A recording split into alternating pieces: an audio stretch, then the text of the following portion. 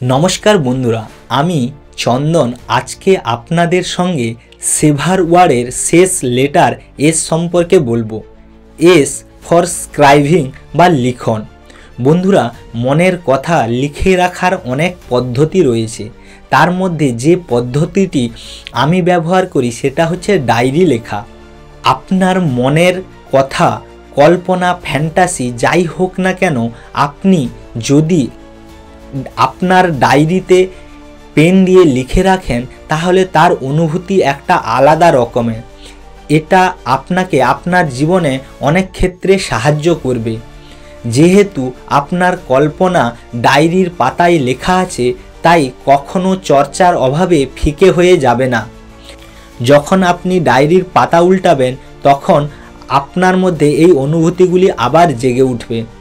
সবথেকে বড় কথা হলো, দিনের শেষে আপনার এই ধারণা, হতাশা, সাফল্য, উপলব্ধি, আত্মবিশ্বাস এইগুলো মনের কোণে জমা না হয়ে ডায়েরির পাতায় কালির আঁচড়ে লেখা থাকবে। এটা আপনার সাফল্য নির্ধারণের ক্ষেত্রে আপনাকে সাহায্য করবে।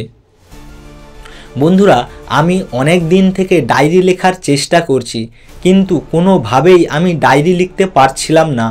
কারণ আমার কাছে দুটো অজুহাত ছিল, যে আমি ক্লান্ত, আমার হাতে সময় নেই।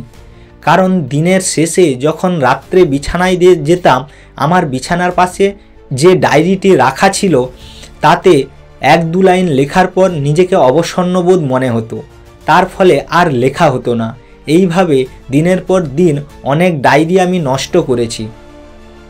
তারপর যখন আমি মিরাকেল মর্নিং নামক বইটি পড়লাম, সেখান থেকে বুঝতে পারলাম যে কিভাবে ডায়েরি লেখা অভ্যেস করতে হয়। আমি যেটা শিখলাম সেটা হচ্ছে প্রতিদিন সকালে ঘুম থেকে উঠে তারপর ডায়েরি লেখার জন্য একটা নির্দিষ্ট সময় নির্ধারণ করে নিতে হবে। সেই অনুযায়ী আমি ডায়েরি লিখতে শুরু করলাম। আজ 2 থেকে 3 বছর ধরে আমি ডায়েরি লিখছি। এটা আমার জীবনকে উন্নতি করতে অনেক সাহায্য করেছে। বন্ধুরা, ডায়েরি লেখার উপকারিতা নিয়ে আমি বেশি কিছু বলবো না। আপনারা কম বেশি জানেন এই ডায়েরি লেখার উপকারিতা। তবে যেগুলো আমার অভিজ্ঞতা থেকে আমি শিখেছি সেগুলো হচ্ছে স্পষ্ট ধারণা। কোনো কিছু বিষয়ে লিখতে গেলে আপনার স্পষ্ট ধারণা থাকতে হবে। এটা ডায়েরি লেখা থেকেই আমি শিখেছি। দ্বিতীয়ত হচ্ছে ধারণার আত্মীকরণ। অর্থাৎ অনেক সময় কি হয়, আমরা আমাদের মাথায় কোনো একটা আইডিয়া এলো এবং কিছুক্ষণের মধ্যে সেই আইডিয়া আবার হারিয়ে যায়। তাই আমরা যদি এটা লিখে রাখি তাহলে আমরা এটাকে আবার মনে করতে পারি। তৃতীয়ত, পুরনো দিনের স্মৃতিগুলো আবার ফিরে পাওয়া। যখন আপনি আপনার ডায়েরি পাতা উল্টাবেন তখন আপনার সেই পুরনো দিনের অনুভূতিগুলি আবার জেগে উঠবে। তৃতীয়ত, অগ্রগতির ক্ষেত্রে এর অবদান। আপনি জীবনে 2 বছর আগে কোন জায়গায় ছিলেন এবং এখন কোন জায়গায় আছেন সেটা নির্ধারণ করতে আপনার ডায়েরি আপনাকে খুব সাহায্য করে। তাছাড়াও মানসিক শক্তি বৃদ্ধিতে এবং মনকে আরও ভালো রাখতে এই ডায়েরি আমাদের সাহায্য করে। গবেষণায় দেখা গেছে স্ট্রোক থেকে রক্ষা পেতে এই ডায়েরি লিখন আমাদের সাহায্য করে। এবার আসছি শূন্যস্থানের দিকে মনোযোগ দেওয়া। বন্ধুরা, আমরা জীবনের যে অবস্থানে আছি সেই অবস্থানে আমরা সবসময় মনে করি যে আমরা ঠিক নেই, আমরা আরও সাফল্যের চূড়ায় পৌঁছাতে পারতাম, আরও অনেক কিছু করতে পারতাম, আরও অনেক কিছু পেতে পারতাম। আমরা কখনোই চিন্তা করি না যে আমাদের কাছে যা আছে তার জন্য আমাদের কৃতজ্ঞতা স্বীকার করা উচিত। এটা যারা সফল হয়েছে তাদের ক্ষেত্রেও দেখা গেছে যে তারা সবসময় এটা ভাবতে থাকে যে তারা অনেক জিনিস করতে পারেনি। তারা যদি সেগুলো করতে পারত তাহলে হয়তো তারা আরও সাফল্যের পথে এগিয়ে যেতে পারত। তো বন্ধুরা, আমি বলবো এই না করতে পারা জিনিসগুলো থেকে আমাদের মনের মধ্যে নেতিবাচক প্রভাব ফেলতে থাকে, যেগুলো আমাদেরকে সাফল্যের দিকে এগোতে বাধা সৃষ্টি করতে পারে। তাই আমি আপনাদেরকে বলবো, যারা সফল মানুষ এবং সফলতার সর্বোচ্চ শিখরে রয়েছে তাদেরকে দেখে শিখুন। তারা কখনোই এটা বলে না যে তারা কি অ্যাচিভ করতে পারেনি। তারা যেগুলো অ্যাচিভ করতে পেরেছে সেগুলোর জন্য তারা কৃতজ্ঞতা স্বীকার করে এবং যা অ্যাচিভ করতে পারেনি সেগুলো কিভাবে অ্যাচিভ করা যায় তার জন্য পরিকল্পনা তৈরি করে। তাই তাদের দেখে আমাদের শিক্ষা নেওয়া উচিত। এতে আমাদের মনের উপর ইতিবাচক প্রভাব পড়বে এবং আমরা সাফল্যের পথে সুরাস্তা তৈরি করে নিতে পারব।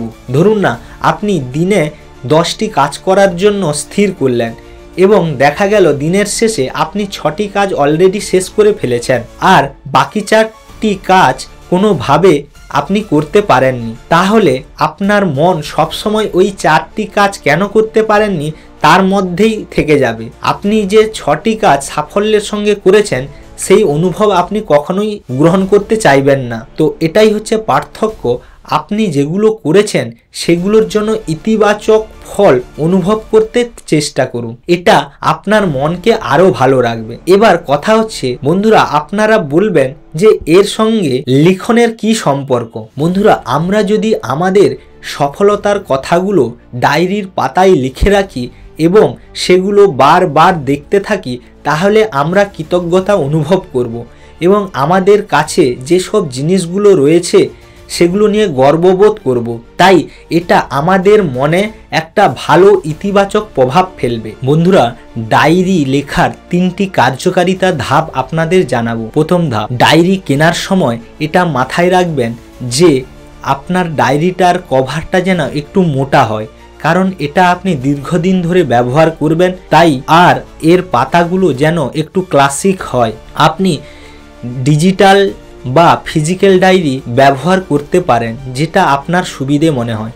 তবে হ্যাঁ, আমি ফিজিক্যাল ডায়েরি ও পেনে লেখা পছন্দ করি। দ্বিতীয় ধাপ, আপনি যে ডায়েরিটি কিনবেন সেই ডায়েরিতে প্রত্যেকটা পাতায় প্রতিদিনের পর্যাপ্ত লেখার যেন জায়গা থাকে এবং প্রতিদিন ডেট দেওয়া থাকে, কারণ এই ডেট আপনাকে অনেকাংশে সাহায্য করবে। যদি কোনো কারণে আপনি ডায়েরি না লিখে পরের দিন ডায়েরি লেখার জন্য বসবেন তখন আপনার আগের যে পাতাগুলো লিখেননি সেগুলো আপনার মনকে বারবার তাড়িত করবে লেখার জন্য, আর আপনি তখন পুরনো স্মৃতি থেকে সেই পেজগুলোতে 2টো লাইন লিখবেন যেটা আপনার উপকারেই আসবে। তাই এই ধরনের ডায়েরি আপনার লেখাতে খুব সাহায্য করবে। তৃতীয়ত, আপনি কি লিখবেন। বন্ধুরা, আপনি কি লিখবেন তার বেশি কিছু বলার নেই আমার কাছে।